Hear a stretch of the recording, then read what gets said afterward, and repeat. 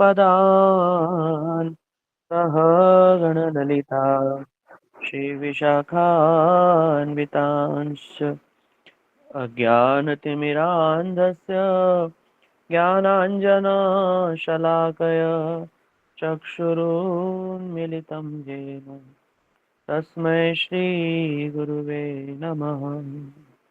गुरुवे गौरचन्द्राय राधिकायै तदालये कृष्णाय कृष्णभक्ताय तद्भक्ताय नमो नमः।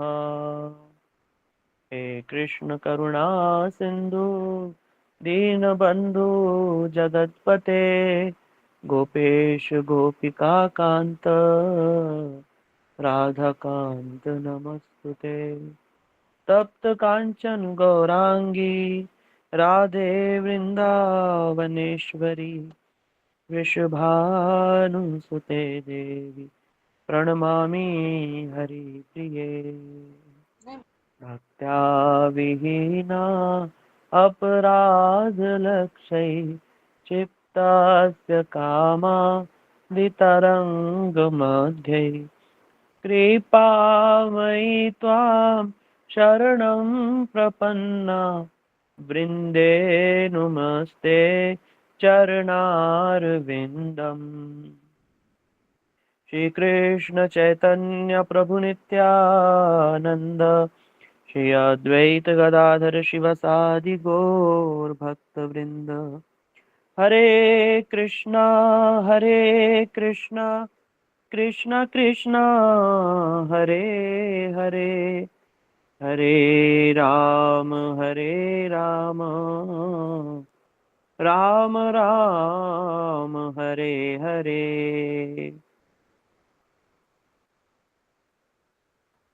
सर्वप्रथम मैं मेरे गुरु पाद पद्म परम आराध्यतम आचार्य त्रिदंडी स्वामी अष्टोत्तर शत श्री श्रीमद भक्ति वेदांत शिल श्रीधर गोस्वामी महाराज जी के चरणों में दंडवत प्रणाम करता हूँ। तदुपरांत नित्य लीला प्रविष्टो विष्णुपाद अष्टोत्तर शत श्री श्रीमद भक्ति वेदांत शिल नारायण गोस्वामी महाराज शिल भक्ति स्वरूप सिद्धांति गोस्वामी महाराज एवं समस्त रूपानुगुरु परंपरा जययुक्त हो और सपार्षद प्रभुपाद जययुक्त हो। इस ऑनलाइन कथा के माध्यम से सुन रहे आप सभी वैष्णव वैष्णवी माता भाई बहन प्रभु आप सभी के चरणों में मेरा यथायथ दंडवत प्रणाम स्वीकार हो। हरे कृष्णा। हम लोग हरे पुनः प्रणाम। हरे कृष्णा माता जी। एक बार पुनः हम सभी फिर से मिल रहे हैं और फिर से हम लोग गीता जी की ही बात करेंगे। तो पिछली बार हमने श्रवण किया था कि किस प्रकार भगवान ने मन बुद्धि किस प्रकार से हम मन को वश में कर सकते हैं, किस प्रकार इंद्रियों को भगवान की भक्ति के द्वारा अभ्यास के द्वारा किस प्रकार से हम लोग बुद्धि से मन आदि को वश में कर सकते हैं। ठीक है, उसमें भी सबका जो मूल बताया वो काम बताया। इसलिए भगवान ने जो इस प्रकार का जो योग बता रहे हैं मन को वश में करने का और विशेष रूप से जो भक्ति योग है इसके विषय में भगवान आगे चल करके और भी बताएंगे। यहाँ पर जो कर्म का जो साध्य है जो ज्ञान योग आदि जिसको बोल रहे हैं भगवान ने इस अध्याय में चतुर्थ अध्याय में उसकी प्रशंसा भी करी है और यहाँ पर भगवान ने अपने जन्म और कर्म के विषय में बताया है। तो हम सोच रहे हैं कि आप सभी कहीं ना कहीं कृष्ण के जन्म और कर्म के विषय में तो जानना चाहते ही होंगे कि भाई ये कृष्ण कौन है। साधारण लोगों की नजर में तो कृष्ण एक मनुष्य है जो कि थोड़े इंटेलिजेंट थे, जिन्होंने थोड़ा बहुत ज्ञान अर्जुन को दिया, थे तो मनुष्य ही। कुछ लोगों का ऐसा मानना है। कुछ लोग कहते हैं कि कृष्ण भगवान है, कुछ लोग कहते हैं भगवान तो है पर निर्विशेष ब्रह्म जो है साकार ब्रह्म होकर के आते हैं तो तब उतनी देर के लिए रहता है, बाद में वो सब ब्रह्म हो जाता है। इस प्रकार की अनेकों धारणाएं हैं। तो यहाँ पर वास्तविकता क्या है, कृष्ण का स्वरूप क्या है और इस ज्ञान को किस प्रकार से प्राप्त किया जा सकता है, इन सभी विषय में भगवान ने इस अध्याय में प्रकाश डाला है। तो ये जो चतुर्थ अध्याय है ये बड़ा ही इंपॉर्टेंट है। ठीक है, इसमें बहुत सारे रहस्य खुलेंगे विशेष रूप से भगवान के विषय में, और ये जो भगवत ज्ञान है इसको किस प्रकार से हम जान सकते हैं उसके विषय में भी यहाँ पर भगवान स्वयं बताएंगे। इसलिए आप लोग बहुत ध्यान पूर्वक इन चीजों को श्रवण करना। ठीक है, आज क्लास हम ज्यादा देर तक नहीं लेंगे, 40 मिनट तक की ही क्लास होगी। उसके बाद में हम एक दो प्रश्न लेकर के क्लास को विश्राम देंगे। लेकिन ये जो 40 मिनट है आपको बिल्कुल ध्यान से श्रवण करना है, क्योंकि हो सकता है कि क्लास के बाद हम आप में से किसी का नाम लेकर के पूछें। डरना मत, कभी सोचा कि भाई प्रभु जी पूछेंगे और क्लास के बाद छोड़ के भाग जाओ, ऐसा नहीं। ध्यान से सुनिए, ठीक है। और कोई बहुत कठिन प्रश्न नहीं हम कहेंगे, साधारण बात बोलेंगे, ठीक है। तो चलिए हम लोग शुरू करते हैं चतुर्थ अध्याय, गुरु जी और भगवान का नाम लेकर के। सावन का महीना चल रहा है और पवित्र दिन है, हमारे सनातन संस्कृति के हिसाब से भी बड़े पवित्र दिन है। आप देखेंगे चतुर्मास भी प्रारंभ हो चुका है, तो चतुर्मास का समय चल रहा है, उस पर भी सावन का महीना चल रहा है, तब पर भी आशुतोष शिव जी का महीना चल रहा है, उस पर भी हम उनके आराध्य देव भगवान श्री कृष्ण के मुख से निकली ये विगलत वाणी है, उसको घर बैठ बैठ के ही श्रवण कर ले रहे हैं। तो हम बड़े सौभाग्यशाली हैं। और ये जो समय है, ये विशेष रूप से आहार को निग्रह करके, आहार आदि को छोड़ करके भगवान के निकट भगवान के निकट जाने का जो प्रयास हम करते हैं उसको ही उपवास कहते हैं। तो आप देखोगे कि इन दिनों बहुत सारे उपवास आते हैं, है ना। बहुत सारे उपवास आएंगे, सावन का उपवास आएगा, चतुर्मास भी चालू हो गया है। ठीक है, तो कुल मिला करके शास्त्र हमें निर्देश दे रहे हैं। देखो भैया, सावन का क्योंकि महीना लग गया है, जठराग्नि थोड़ी मंद होगी, तो ज्यादा खाने पीने का ना ध्यान दे करके हल्की फुल्की चीजें पाइए और भगवान के गुण गाइए, ज्यादा से ज्यादा भगवान की हरि कथा नाम आदि पर फोकस कीजिए। ठीक है, तो आइए हम लोग चतुर्थ अध्याय को शुरू करते हैं। अब भगवान ही कह रहे हैं, श्री भगवान उवाच इमं विवस्वते योगं प्रोक्तवाहन व्ययम् विवस्वान मनवे प्राह मनोरिक्ष्वाकब्रवीत। भगवान कह रहे हैं कि हे अर्जुन, मैंने इस अविनाशी योग को सूर्य से कहा था, सूर्य ने मनु से कहा था, एवं मनु ने इक्ष्वाकु से कहा था। भगवान अर्जुन को मानो कह रहे हैं, हे अर्जुन, जिस ज्ञान को तुम अब श्रवण करने जा रहे हो, आप लोग भी, आप ये समझो कि भगवान हमसे ही कह रहे हैं। ठीक है, भगवान कह रहे हैं कि हे अर्जुन, इस चतुर्थ अध्याय में अब तुम जिस ज्ञान को, जिस योग को सुनने जा रहे हो, उस योग को मैंने सूर्य को कहा था। और ये कैसा योग है? अविनाशी, जिसका कभी भी विनाश नहीं होता। इसको मैंने सबसे पहले सूर्य को कहा था, और सूर्य ने मनु से कहा था, और मनु ने इक्ष्वाकु को कहा था। अब आप कहोगे प्रभु जी ये मनु कौन है, इक्ष्वाकु कौन है? तो हर वनवंतर में मनु होते हैं। ठीक है, सांबुवन मनु का आविर्भाव होता है हर मनवंतर में। ठीक है, और अभी जो मनवंतर चल रहा है, अब आप आपके लिए प्रश्न है, अभी कौन सा मनवंतर चल रहा है? कोई बताएगा आप में से? कौन सा मनवंतर चल रहा है अभी, कोई बता सकता है? कोई नहीं? ठीक है, हम ही बता देते हैं। दो लोगों ने हैंड रेस किया, शायद बताना चाहते होंगे। चलिए हम ही बता देते हैं। अभी चल रहा है वैवस्वत मनवंतर, इसमें जो मनु है उनका नाम है वैवस्वत मनु। ठीक है, तो भगवान कह रहे हैं कि सृष्टि के प्रारंभ में हमने सूर्य को यह ज्ञान दिया था, सूर्य ने वैवस्वत मनु को यह ज्ञान दिया, और वैवस्वत मनु ने इक्ष्वाकु को ये ज्ञान दिया। ठीक है, अब यहाँ पर प्रश्न उठता है कि भाई भगवान तो अभी जब द्वापर है उसमें आए हैं, और सूर्य तो युगों से भी पहले का है, तो भगवान ने कैसे सूर्य को ये ज्ञान दे दिया? सूर्य तो पहले का है, और भगवान तो, कृष्ण का जन्म तो बाद में हुआ, राम का जन्म हुआ था जब भी सूर्य था, है। वराह अवतार हुआ था तब भी सूर्य था, नरसिंह अवतार हुआ तब भी सूर्य था। कृष्ण कह रहे हैं कि मैंने तो सूर्य को यह ज्ञान दिया था जब सूर्य की उत्पत्ति के समय, मनवंतर के प्रारंभ में, अब सृष्टि के प्रारंभ में। तो इस बात को लेकर के यहाँ पर अब हम समझते हैं कि रहस्य क्या है। रहस्य ये है कि भगवान जो है वो नित्य वस्तु है, भगवान हर समय प्रेजेंट है। ठीक है, सूर्य के पहले भी और सूर्य के बाद में भी भगवान रहने वाले हैं। अगर हम सोचते हैं कि सिर्फ और सिर्फ जो कृष्ण द्वापर में आए थे और उसके बाद वो हम मनुष्यों की तरह मर गए हैं, इस प्रकार सोचना भी पाप है या गलत है। ठीक है, तो इसके बारे में हम आगे भगवान के मुख से ही स्वयं श्रवण करेंगे। ठीक है, तो आगे भगवान कह रहे हैं, अच्छा यहाँ पर एक और प्रश्न उठता है कि भगवान कह रहे हैं कि मैंने सूर्य को कहा, सूर्य ने मनु को कहा, मनु ने इक्ष्वाकु को कहा, तो भगवान सीधा इक्ष्वाकु को भी कह सकते थे, या फिर भगवान सीधा मनु को भी उपदेश दे सकते थे, तो सूर्य को ही क्यों दिया? अब ये प्रश्न है कि नहीं, कि भाई सूर्य को क्यों दिया? अगर भगवान को ये सीधा इक्ष्वाकु को देना था तो इक्ष्वाकु को दे देते, ऐसा क्यों करा कि मनु को दिया, फिर सूर्य को, फिर मनु को, फिर इक्ष्वाकु को? तो यहाँ पर एक बड़े रहस्य की बात है कि भगवान जो है इस ज्ञान योग के जो प्रथम उपदेश जो है उसको पात्रता के हिसाब से देते हैं, और ये जो ज्ञान है ये संप्रदाय से ही प्राप्त किया जा सकता है। इसलिए भगवान ने हिंट दी कि कैसे सूर्य, फिर मनु, फिर इक्ष्वाकु, ऐसे करते करते आगे जो परंपराएं चल रही है उसी में ही इस ज्ञान को जाना जा सकता है, और किसी भी माध्यम से इस ज्ञान को प्राप्त करना असंभव है। संप्रदाय में रह करके ही इस जो रहस्यमय ज्ञान को प्राप्त किया जा सकता है, जिसको कि आमनाय भी कहा जाता है। इसलिए हम जब भक्ति विनोद ठाकुर का दशमूल सुनते हैं तो उसमें क्या आता है, आमनाय प्राह तत्वम हरिमीह सर्वपरि, है ना।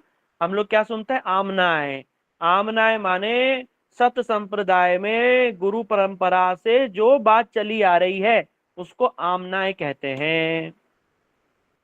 ठीक है ना, श्रौत परंपरा से स्टेप बाय स्टेप ऊपर से नीचे, जैसे हम लोग हमारी गुरु परंपरा गाते हैं। आप लोग सबने गुरु परंपरा के विषय में सुना है, हम लोग एक कीर्तन गाते हैं, शायद सुना ही होगा, हम आशा करते हैं।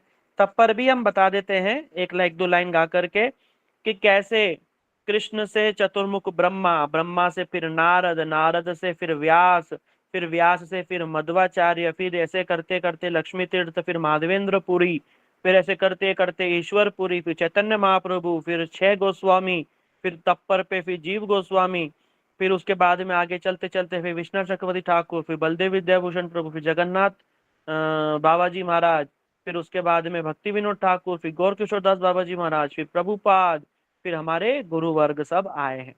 तो इस प्रकार ये जो परंपरा है ये सीधा कृष्ण से चली आ रही है और कहीं भी बीच में टूटी नहीं है।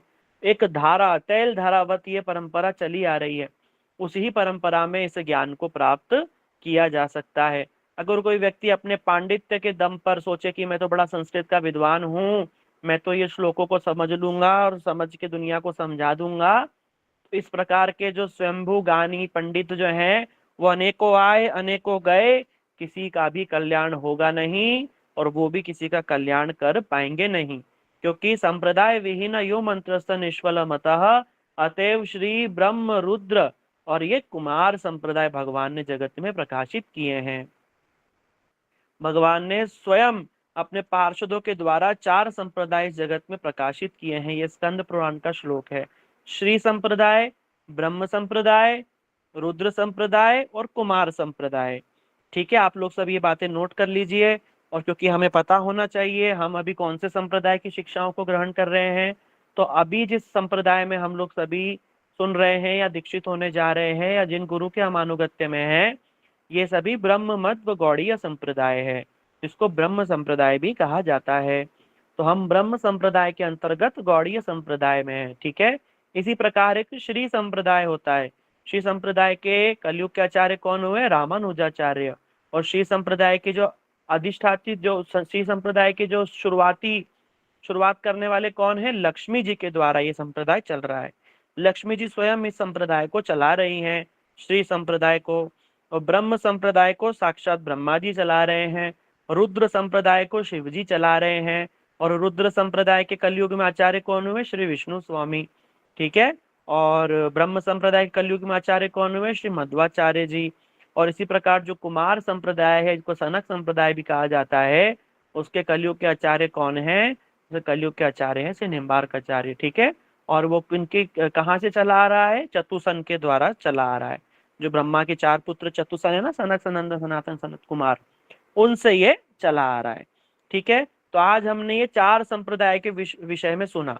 तो ये ही 4 वैष्णव संप्रदाय प्रमाणित हैं। इन्हीं संप्रदाय में जो मंत्र हैं, जो शिक्षाएं हैं, वो सुरक्षित है। तो भगवान कह रहे हैं अगर आपको उस रहस्य को जानना है तो इन 4 संप्रदाय में से किसी संप्रदाय के अनुगत जो गुरु वर्ग हैं, उनके मुख से और उनके अनुभव से और उनकी कृपा से तुम इस रहस्य को जान सकते हो। अगर कोई सोचे कि हम तो भैया भगवान है और हम हैं, हम तो जाकर गीता उठा के सीधा पढ़ लेंगे, तो पोथी पढ़ पढ़ जग मुआ पंडित भया न कोई, कितना ही पढ़ लो, वो जो 2.5 अक्षर प्रेम का है वो पल्ले पढ़ने वाला नहीं है। वो कैसे पल्ले पड़ेगा? वो पल्ले पड़ेगा कृष्ण बोलो जिनकी कृष्ण भावना में भावित मति है, कृष्ण भावना भाविता मति, जिनकी उस प्रकार की मति है, वो जब हमारे ऊपर में कृपा करेंगे, हमारी किसी ना किसी चेष्टा को देख करके, हमारे किसी ना किसी प्रयास को देख करके, जिस दिन गुरु जी का और भगवान का हृदय, विशेष रूप से करुणामयी राधा रानी का हृदय जिस दिन पिघलेगा, उस दिन हम उस रहस्य को स्वतः ही अपने हृदय में अनुभव कर सकेंगे। अगर कोई सोचे कि भैया हम तो ये तो ज्ञान है दिमाग में घुसा लेंगे पढ़ पढ़ के, तो पढ़ पढ़ के कुछ भी नहीं होने वाला है। ठीक है, क्या करना पड़ेगा हमको? वो जो नियम बताए हैं, वो जो साधन बताया है, वो जो भक्ति का जो मार्ग और साधन जो प्रशस्त किया है महाजनों ने, महाजन ये न गतास पंथा, जिस पथ पर महाजन चले, भीष्म चले, शिवजी चले, ब्रह्मा जी चले, कुमार चले, ब्रह्म बलिर व्यासिकीर वयम, सब चले उसी मार्ग पे हमको चल करके एक दिन उस वस्तु की प्राप्ति हो सकती है। तो इसी बात को भगवान इस पहले श्लोक में एकदम प्रमाणित कर रहे हैं कि भैया अर्जुन, बात दरअसल ऐसी है कि अगर तुम इस ज्ञान को प्राप्त करना चाहते हो तो सबसे पहले क्या करो, संप्रदाय के अनुगत्य में आकर के तुम इस ज्ञान को प्राप्त करो। ठीक है, तो और समस्त ज्ञान का जो उद्गम स्थान कौन है? भगवान श्री कृष्ण ही है। अगर कोई सोचे कि ब्रह्मा जी ने ज्ञान दे दिया, नहीं, ब्रह्मा जी को भी कहां से मिला? श्री कृष्ण से ही मिला। ठीक है, इसलिए हम लोग क्या गाते हैं, सुबह सुबह रोज ये कीर्तन करना चाहिए। हम लोग गौड़ीय संप्रदाय में हैं तो हमें हमारी गुरु परंपरा पता होनी चाहिए। इसलिए गीति गुच्छ के अंदर शुरुआत में ही ये गुरु परंपरा का कीर्तन है। आप में से कोई करते हैं तो बहुत बहुत ही अच्छा है, और जो नहीं करते हैं उनको करना चाहिए। हमारी दीदी आपको क्लास के बाद में वो PDF के फोटो भेज भी देंगी और आप लोग सब उसको सुन के कर सकते हैं। 2 लाइन हम गा करके आपको सुना देते हैं कि किस प्रकार से ये ज्ञान चला आ रहा है। कृष्ण हैते चतुर्मुख, हय कृष्ण सेवान्मुख, ब्रह्मा हैते नारदे रमति, नारद हैते व्यास, माध्व कहे व्यासदास, पूर्ण प्रज्ञा पद्मनाभ गति, नरहरि माधव वंशे, अक्षोभ्य परमहंसे, शिष्य बलि अंगीकार करे, अक्षोभेर शिष्य जय, तीर्थ नाम परिचय, शारदा से ज्ञान सिंधु तारे, ताहा हैते दया निधे, तारदास विद्या निधे, राजेंद्र हैल ताहा हैते, ताहार किंकर जय, धर्म नाम परिचय, परंपरा जान भाल मते। ऐसे तो मैं पूरा ही गा दूंगा। ठीक है, इतना ही ठीक है। इस प्रकार जो है ये हमारी गुरु परंपरा है। किस प्रकार कृष्ण से ब्रह्मा जी, ब्रह्मा जी से नारद जी, नारद जी से व्यास, फिर मध्वाचार्य, फिर किस प्रकार ऐसे करते करते लक्ष्मी तीर्थ व्यासदास, पूर्ण प्रज्ञ पद्मनाभ गति, इस प्रकार से कैसे पद्मनाभ लक्ष्मी तीर्थ, इस प्रकार से कैसे ये गुरु परंपरा है। तो आप सब नाम भी जान सकते हैं और समझ सकते हैं। तो भगवान ने इस प्रकार ये जो ज्ञान, भगवान ने इसी चीज को पुख्ता करने के लिए, प्रमाणित करने के लिए कहा कि सर्वप्रथम मैंने ये ज्ञान विवस्वान सूर्य को दिया था और सूर्य ने इसे मनु को दिया था। मनु ने इस दिव्य ज्ञान को इक्ष्वाकु को दिया था और ये बड़ा ही प्राचीन और विश्वसनीय और धारा संप्रदाहित ये ज्ञान है। और इस दिव्य ज्ञान जो है इसी परंपरा में सुरक्षित है। और कभी बीच बीच में अगर ये छिन्न भिन्न हो जाता है, यह जो ज्ञान है ये बीच बीच में अगर छिन्न भिन्न हो जाए या थोड़ा बहुत इधर उधर अगर हो जाता है, तो भगवान कहते हैं मैं या फिर वो मैं अपने बड़े पराक्रमी भक्तों को भेज करके उस ज्ञान को पुनः इस जगत में प्रकाशित कर देता हूँ। जैसे विश्वनाथ चक्रवर्ती ठाकुर और बलदेव विद्याभूषण प्रभु जैसे महाभागवत, और ये कैसे हैं, ये विद्याभूषण हैं, ये विद्या के भूषण हैं। इनका जो विद्वान इतने हैं तब पर भी बड़े भगवान के प्रिय भक्त हैं, प्रिय भक्त हैं, तभी तो इस रहस्य को जान पाए और फिर से इस जगत में लिपिबद्ध करके हम सभी के आगे प्रस्तुत कर दिया। आज जो हम इन टीकाओं को सुन रहे हैं, ये विश्वनाथ चक्रवर्ती ठाकुर और श्री बलदेव विद्याभूषण प्रभु का ये महाप्रसाद है। महाप्रसाद, महाप्रसाद कब होता है, जब कृष्ण के मुख से लगा हो और तब पर भी भक्तों के मुख से लगा हो, उसे महाप्रसाद कहते हैं। जब भगवान का उच्चिष्ट होता है तो कहलाता है प्रसाद, लेकिन जब वो भक्त पा लेते हैं भगवान के तब वो बन जाता है महाप्रसाद। गोविंदे नाम ब्राह्मणी वैष्णवे स्वल्प पुण्यम बताम राजन विश्वासो नैव जायते। स्वल्प पुण्यमान पुरुष होगा, मनुष्य होगा, उसको ये कभी भी विश्वास नहीं होगा कि महाप्रसाद नाम गोविंद ये सब एक ही हैं। ठीक है तो ऐसे ऐसे महापुरुषों के द्वारा भगवान इस जगत में पुनः प्रकाश कर देते हैं। और हमें भी अगर इन तत्वों को, इन रहस्यों को समझना है, सुनना है, तो हमको उन्हीं परंपरा में जाकर के और बड़े दीनहीन भाव से, शरणागत भाव से उनकी शरण में बैठ करके हमें इन बातों को सुनना पड़ेगा और अपने जीवन में उतारना पड़ेगा। फिर थोड़ा समय जब बीतेगा तो धीरे धीरे चित्त की शुद्धता होने पर अंदर से उस चीज का अनुभव हम कर पाएंगे। यही रहस्य की बात है।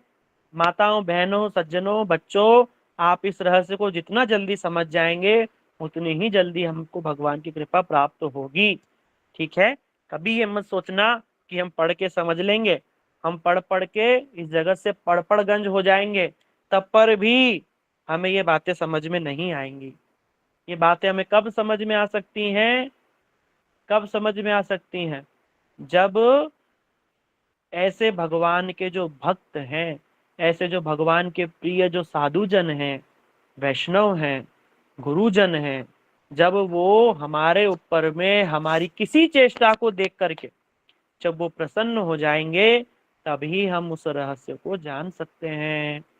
ठीक है, तब तक के लिए क्या करना है, तब तक के लिए हमें अपने आप को इस काबिल बनाना है कि हम उनकी बातों को कम से कम मान तो पाए।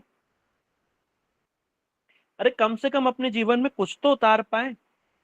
अगर हमने ये कथाओं को सुन सुन करके अगर दो माला भी करनी प्रारंभ कर दी, जो नहीं करता है, तो समझ लेना उसने शुरुआत कर दी है, वो निकल पड़ा है इस यात्रा पर। अगर दो माला भी हमने शुरू कर दी ना भगवान के नाम की, तो समझ लेना कि हमने इस यात्रा को शुरू कर दिया।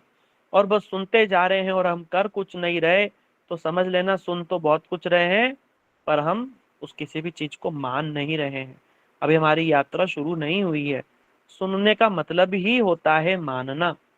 जैसे माँ अपने बच्चे को कहती है कि अरे ये तो सुनता ही नहीं है, कितना ही बोलते रहो, दूध पी लो, खाना खा लो, सुनता ही नहीं है, खेलते ही, तो क्या बहरा थोड़ी ना है, बहरा थोड़ी ना है। सुनता नहीं मतलब मानता नहीं, कहना नहीं मानता। इसी प्रकार हम लोग भी भगवान का कहना मान नहीं रहे हैं। भगवान बार बार कह रहे हैं कि अरे भैया, कहाँ जगत के फछड़े में तुम पिस पिस करके अनेकों जन, पता नहीं कितने करोड़ अनंत जन्मों तक तुम पिसते आए हो। कभी कीड़ा मकोड़ा, अभी बारिश में देखना दुनिया भर के कीड़े पतंगे, केंचुए फेचुए दुनिया भर के जमीन में घूमते नजर आएंगे।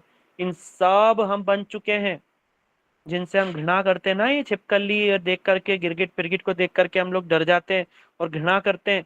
इन सभी योनियों में हम रह करके आ चुके हैं, तब जाकर के हमको ये मनुष्य शरीर प्राप्त हुआ है। और सुन, उस पे भी भगवान ने ये दिव्य ज्ञान हमारे सामने एकदम प्रस्तुत कर दिया। कोई तो कंप्लेन कर सकता है, कि अरे प्रभु, हमें तो कभी गीता सुनने का अवसर ही नहीं मिला, हमें तो ग्रंथ ही हाथ में नहीं लगा, पर आप लोग कितने, अभी जो आज 290 लोग, जो 200-300 लोग आप सुन रहे हो एक साथ बैठ करके, आप कितने भाग्यशाली हो कि आप के घर भगवान स्वयं ये गीता का उपदेश पहुंचा रहे हैं। हम तुम करने वाले कोई भी नहीं, ना हम कथा बोल सकते हैं और ना ही आप इन बातों को सुन सकते थे। पर ये कैसे हो रहा है? ये भगवान की कृपा से और वैष्णवों की कृपा से हो रहा है।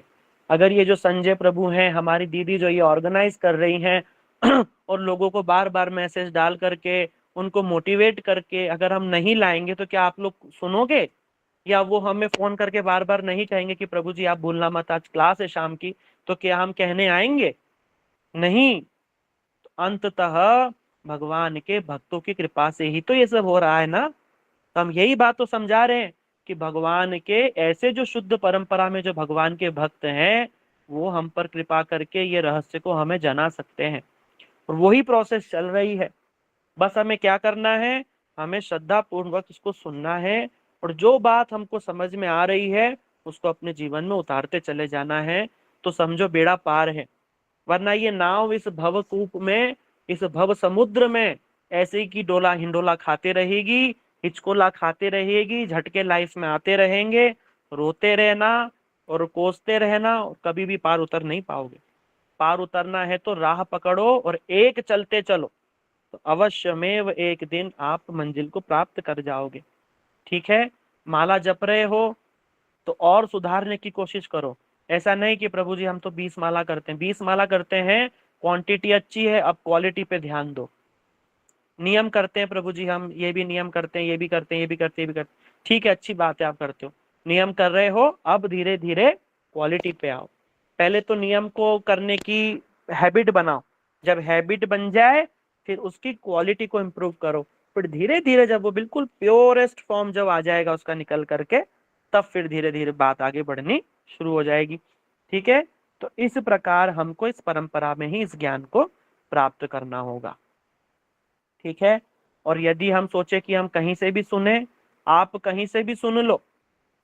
कोई सोचे कि प्रभु जी कथा तो कथा ही होती है, कथा तो कथा ही होती है, वो भी बोल रहे हैं, वो भी बोल रहे हैं, हमारे वहां पर 3 घर छोड़ के शनिदेव शनि मंदिर के पुजारी पंडित जी वो भी यही कथा सुनाते हैं, बड़ी बढ़िया बढ़िया बात बताते हैं, बहुत बढ़िया बात बताते हैं कि ऐसे करो तो ऐसे पैसा आएगा, ऐसे करो तो ऐसी अंगूठी पहन लो, ऐसी अंगूठी पहन लो। अरे ये कोई कथा थोड़ी ना है, ये व्यथा है। कि संसार में कितने भी आप जतन कर लो, अंततः हाथ में तुम्हारे 2 मुट्ठी राख के अलावा कुछ नहीं लगने वाला, कुछ भी नहीं मिलने वाला लास्ट में। कुछ भी कर लो, कुछ भी, भले अंबानी बन जाओ, चाहे अडानी बन जाओ, चाहे कहीं के भी टंबानी बन जाओ, अंत में वो 2 मुट्ठी राख के अलावा कुछ नहीं मिलेगा। ढूंढते रह जाएंगे लोग कि वो व्यक्ति, वो अरबपति, वो करोड़पति कहाँ गया। वो 2 मुट्ठी राख मिलेगी भी नहीं वो लकड़ियों के बीच में, जो तुम हो, जिसको इतना अभिमान कर रहे हैं हम लोग। ठीक है ना? तब पर भी ये शरीर से हम क्या प्राप्त कर सकते हैं उसको लक्ष्य कीजिए। हम यूं नहीं कह रहे कि ये दुनियादारी छोड़ दो, छूटेगी भी नहीं।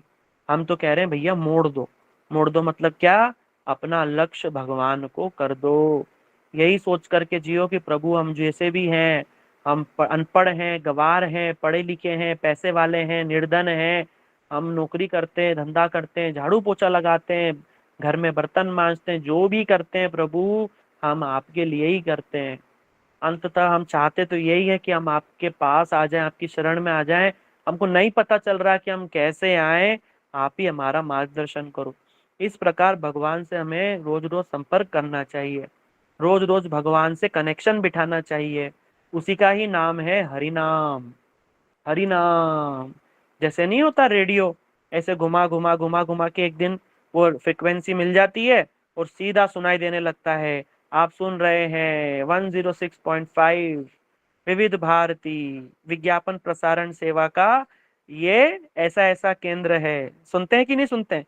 जब वो मिल जाती है ट्यून, है ना, जब फ्रिक्वेंसी मिल जाती है, जब हमें सुनाई देता है, उसी उसी प्रकार पुकारो तो सही, पुकारो, ऐसे नाम उठा करके, माला उठा करके भगवान को पुकारिए, और एक दिन जरूर फ्रिक्वेंसी मिलेगी और समस्त ज्ञान हृदय में अपने आप प्रकाश हो जाएगा। इसको बोलते हैं ना, दिव्य ज्ञान हृदय प्रकाशिता,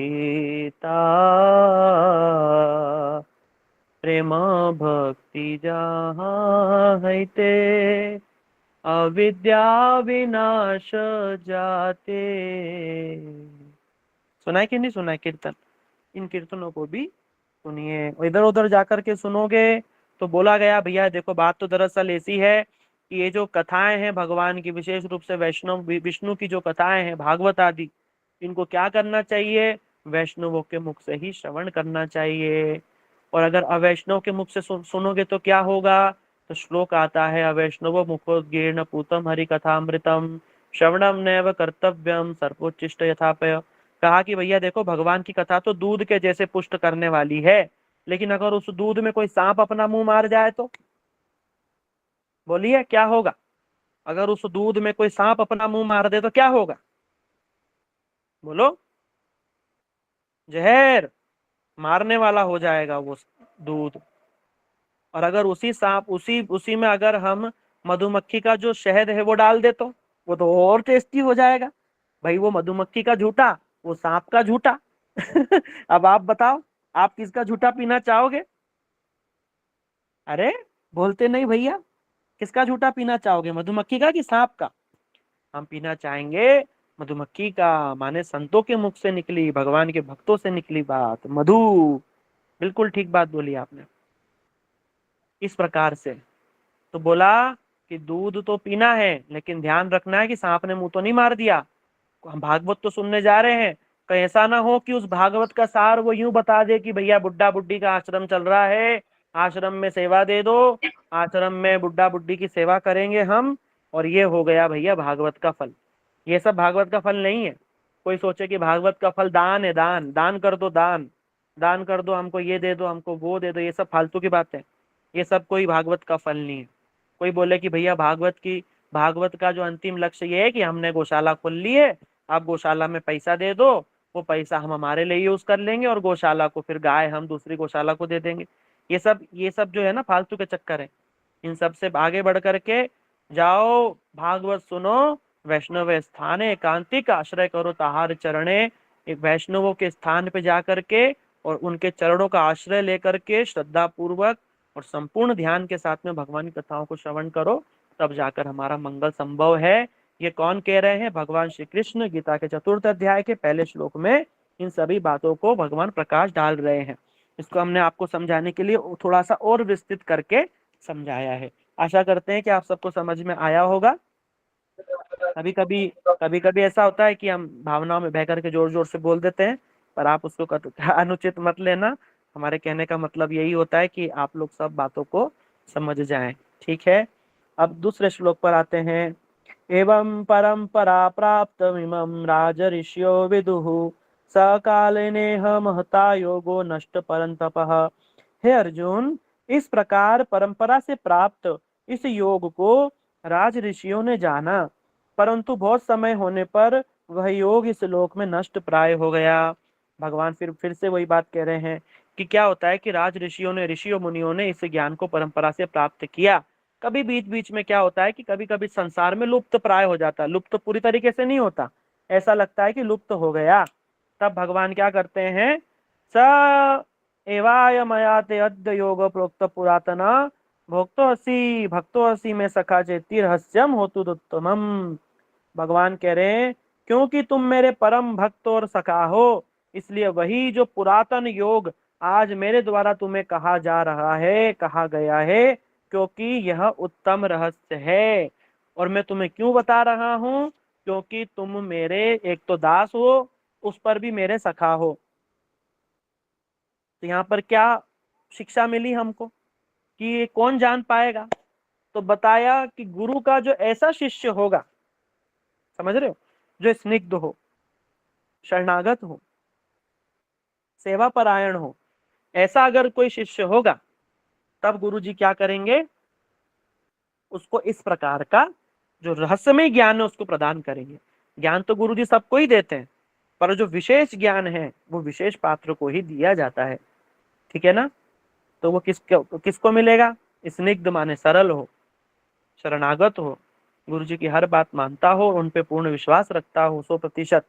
और दूसरा सेवा परायण हो, गुरु हरि गुरु वैष्णव की सेवा करता हो। ऐसे शिष्य को बड़ा ही प्रिय शिष्य, ऐसे शिष्य जो होते हैं बड़े ही प्रिय हो जाते हैं और सभी के ही प्रिय होते हैं। तो हमें भी ऐसा ही शिष्य बनना चाहिए। बोले प्रभु जी हम तो घर में रहते हैं, हम गुरु जी के ऐसे शिष्य कैसे बन सकते हैं? क्यों नहीं बन सकते? अगर हम कह रहे हैं कि स्निग्ध होना चाहिए, तो क्या हम अपने हृदय से छल कपट नहीं निकाल सकते? क्या हम अपने हृदय से लोगों के प्रति जो द्वेष भावना है जिसमें हम स्वयं जल रहे हैं, क्या उसको नहीं निकाल सकते? अगर पड़ोसी 3-4 घर छोड़ के बड़ा घर ले रहा है, उसको देख करके हमको कभी कभी तकलीफ हो जाती है, तो क्या इन चीजों से हम आगे नहीं निकल सकते? हम निकल सकते हैं। क्या होना चाहिए? धीरे धीरे अभ्यास से सरल हो सकते हैं, हम लोग निकल सकते हैं। हाँ, क्या हम गुरु जी के शरणागत नहीं हो सकते? जो जो शिष्य जितने परिमाण में अपने गुरु की आज्ञा का पालन करता है, वो उतने ही परिमाण में शरणागत है।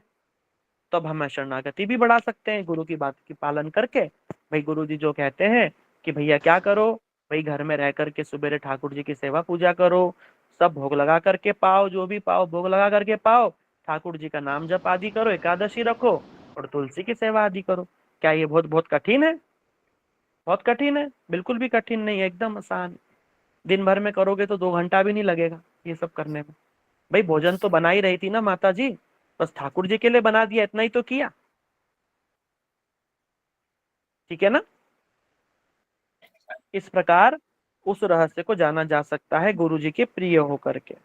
और ऐसा मत सोचना कि गुरु जी तो वृंदावन में है या विदेश में है, हम तो हमारे घर में है और भजन भक्ति कर रहे हैं, तो गुरु जी को कैसे पता चलेगा? सब पता चल जाता है।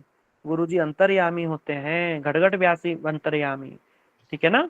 जब फूल खिल जाता है तो मधुमक्खी को स्पेशल इनविटेशन नहीं दिया जाता है, वो ऑटोमेटिकली वहां पर पहुंच जाती है।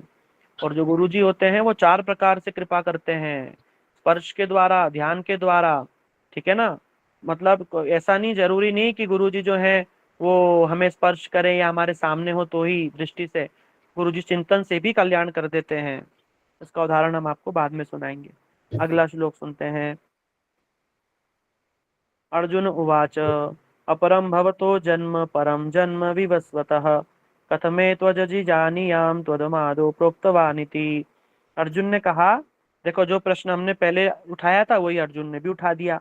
अर्जुन ने कहा कि भैया ठाकुर जी, आपका जन्म तो अभी हुआ है और सूर्य का जन्म तो प्राचीन काल में हुआ था, अतः मैं इस बात को किस प्रकार समझूं कि आपने ही सूर्य को ये ज्ञान दिया था? आ गया ना प्रश्न? कितना सुंदर प्रश्न हमारे भी मन में आया था। तो यहाँ देखो भगवान ने हमारे प्रश्न का निवारण कर दिया। तो अर्जुन जो है ना, ये भगवान के परम भक्त हैं और नित्य सखा हैं, ये भगवान के पार्षद हैं, परिकर हैं और सब भगवत तत्व को पूर्ण रूप से जानते हैं। तब पर भी उन्होंने ये प्रश्न क्यों किया? भगवान ने उनको इस प्रकार लीला क्यों करी कि अर्जुन ने प्रश्न किया? क्योंकि साधारणतः जगत के जो लोग होते हैं वो ईश्वर को जो है ना, वो वासुदेव केवल मनुष्य समझते। वो सोचते कि ये तो केवल मनुष्य था, तो ये मोर पंख लगा करके जो ये बोल रहे हैं रथ पे, ये एक सिंपल मनुष्य है, केवल थोड़ा ज्ञानी है। ठीक है ना? थोड़ा सीमित ज्ञान संपन्न और मननशील व्यक्ति समझते थे। वे भगवान के जन्म कर्म को दिव्य नहीं जानते थे। इसलिए भगवान ने गीता में स्वयं कहा है 10वें अध्याय के 12वें श्लोक में, परम ब्रह्म परम धामम पवित्रम परमम भवान पुरुषम शाश्वतम इदम दिव्य माने। भगवान कह रहे भैया, मैं जो हूँ परम ब्रह्म हूँ, परम धाम, परम पवित्र, परम भवान। तब पर भी लोग जो है भगवान को अनित्य मानते हैं। तो अर्जुन ने ये प्रश्न कर दिया कि भैया आप तो अभी आए हो और सूर्य तो बड़ा प्राचीन है, तो आपने ये ज्ञान सूर्य को कैसे दिया? तो भगवान क्या उत्तर दे रहे हैं? श्री भगवान उवाच बहुनि में व्यतीतानि जन्मानि तव अर्जुन तान्यहम वेद सर्वाणि ना त्वं वेत्त परंतपः। श्री भगवान ने कहा, हे अर्जुन, तुम्हारे और मेरे बहुत से जन्म बीत चुके हैं, मैं उन सबको जानता हूँ, परंतु तुम उन सबको नहीं जानते हो। भगवान सब जानते हैं, लेकिन अर्जुन को कहा कि तुम नहीं जानते हो। मतलब हमको भी भगवान यही कह रहे हैं कि तुम्हारे कितने जन्म हो सके तुम नहीं जानते, लेकिन भगवान सब जानते हैं, कब, किस समय, किस जन्म में तुमने क्या क्या किया था। आज इस जन्म में मनुष्य शरीर प्राप्त करके हम सुबह से लेकर शाम तक क्या क्या कर रहे हैं, क्या व्यर्थ है, क्या अनर्थ है और क्या सार्थक है, भगवान सब देख रहे हैं। सब भगवान दृष्टा होकर के और क्या बोलते हैं, साक्षी होकर के देख रहे हैं। और भगवान कहाँ बैठे हैं? सबके हृदय देश अर्जुन तिष्ठति। सबके हृदय में भगवान बैठ करके सब कुछ देख रहे हैं। ठीक है। यहाँ बहुनी संति नामानी, यहाँ पर बताया कि बहुनी शब्द से क्या अर्थ है कि भगवान ने कई प्रकार के अवतार ले चुके हैं। आपको तो मालूम ही है कितने सारे भगवान ने रूप लिए हैं। केशव धृता मीन शरीरा, जय जगदीश हरे। और कूर्म शरीरा, शुकर रूपा। और नरसिंह का अर्थ तो आप सबको आती होगी ना, चलो हम गा के सुनाते हैं। तव कर कम लवरे न कम दूध श्रृंगम, दलित हिरण्य कशिपु तनु भृंगम, केशवधृता नरसिंह रूपा, जय जगदीश हरे। नरसिंह के बाद वामन, वामन के बाद परशुराम, परशुराम के बाद केशवधीता राम शरीरा, राम के बाद बलराम शरीरा, बलराम के बाद बुद्ध शरीरा, कल की शरीरा। ठीक है ना। इस प्रकार भगवान ने अनेकों अवतार लिए, अनेकों गुण कर्म और ज्ञान और पिता ने कितने शक्तावेश अवतार भगवान ने यहाँ पर लिए हैं। तब पर भी भगवान सब जानते हैं। अर्जुन भी हर समय भगवान के साथ आए, क्योंकि भगवान के नित्य परिकर हैं, हर समय भगवान के साथ में आए। लेकिन भगवान ने अपनी लीला शक्ति के द्वारा अर्जुन का समस्त ज्ञान को ढक दिया। क्यों? ताकि अर्जुन को यह ज्ञान उत्पन्न हो जाए और वो इस प्रकार का प्रश्न पूछे हमारे लिए। अगर ये अर्जुन प्रश्न नहीं पूछते तो भगवान उत्तर नहीं देते, उत्तर नहीं देते तो हमारी शंका का कैसे निदान होता। ठीक बात है कि नहीं? जो प्रश्न हमारे मन में है वही अर्जुन के मन में आ रहा है। क्यों? क्योंकि वास्तविकता में भगवान ये ज्ञान हमको देना चाह रहे हैं। ठीक है। तो इसी प्रकार यहाँ पर और भी बताया कि भगवान के जो कई नाम भी हैं, कई रूप भी हैं। इसलिए जब कृष्ण का जन्म की कथा आपने सुनी होगी, जो जब गौशाला के अंदर नंद बाबा जब नामकरण करने के लिए ले गए गर्गाचार्य जी से कृष्ण का, तो गर्गाचार्य जी ने क्या कहा? श्रीमद् भागवत के दशम स्कंद के 8वें अध्याय के 15वां 16वां श्लोक होगा, उसमें गर्गाचार्य जी क्या कहते हैं? बहुनि संति नामानि रूपाणि चतुस्सुतस्य ते, गुणकर्मानुरूपाणि तन्य हम वेदनो जानः। अर्थात ये गुण और कर्म के अनुरूप तुम्हारा जो ये जो पुत्र है ना, रोहिणी, तुम्हारे जो गोद में, रोहिणी की गोद में कृष्ण थे और यशोदा के गोद में बलराम थे। उल्टा लेके बैठी थी दोनों जानबूझ करके ऋषि की परीक्षा करने के लिए, है ना। तो जो तुम्हारे गोद में जो ये बालक है कृष्ण, जो ये बालक है, इसके पूर्व जन्मों के अनुसार अनेक नाम और अनेक रूप हैं। मैं उन सबको जानता हूं, पर तुम लोग नहीं जानते हो। गर्गाचार्य जी बोल रहे हैं, मैं सब गर्गाचार्य भी जानते हैं, भगवान के भक्त भी जानते हैं। ठीक है ना। और भगवान ने यही बात आप आगे चल के दशम स्कंद में आगे चल के जो मुचुकुंद की कथा आती है, तो मुचुकुंद को भी भगवान ने ये कहा था, जन्म कर्मा विधानानि संति में अद्य सदस्य। हे प्रिय मुचुकुंद, मेरे नाम जन्म कर्म अनंत प्रकार के हैं। फिर अगला श्लोक बड़ा इंपॉर्टेंट है, आप सबको याद करने के लिए देंगे और अगली क्लास में इसको हम सुनेंगे और या आप याद करके आइएगा। ठीक है। अगला श्लोक जो छठा श्लोक है हम कह देते हैं, अजो अपि सन नव्यात्मा भूतानामीश्वरोऽपि सन, प्रकृतिम स्वामधिष्ठाय संभवामि आत्ममायया। ठीक है। अब ये जो श्लोक है, छठा नंबर जो श्लोक है, इसका अर्थ है अजन्मा अविनाशी एवं समस्त जीवों का ईश्वर होते हुए भी मैं अपनी योग माया के द्वारा अपने सच्चिदानंद स्वरूप का अवलंबन कर आविर्भूत होता हूँ। इसलिए जो ये लोग बोलते हैं ना, अरे भगवान जो पैदा हुआ वो मरता है, अरे भगवान अपनी इच्छा से आते अपनी इच्छा से जाते, तू पैदा होता है तू मरता है। भगवान नहीं मरते भैया, भगवान आते हैं और जाते हैं। और ये बातें भगवान स्वयं गीता में कह रहे हैं। आप कल को आपको कोई प्रश्न पूछे कि भैया तुम कहाँ से कह रहे हो, तो तुम बोलना हम गीता जी से ये बात को कह रहे हैं गीता जी के 4th अध्याय का 6ठा श्लोक ये है, अजोपि सन्नव्यात्मा। सुन लो, जाओ पढ़ लो। हमारे हिंदुओं में भी बड़ा कंफ्यूजन होता है, ठीक है ना। लोग जानबूझ करके आपको परेशान करने के लिए बोलेंगे, अरे कृष्ण भी तो मरे थे, वो कौन सा अमर हैं। ठीक है, तब उनको बोलना, भैया तुम जीते हो मरते हो, भगवान का जन्म कर्म दिव्य है, साधारण नहीं है। आगे और इस विषय में सुनेंगे।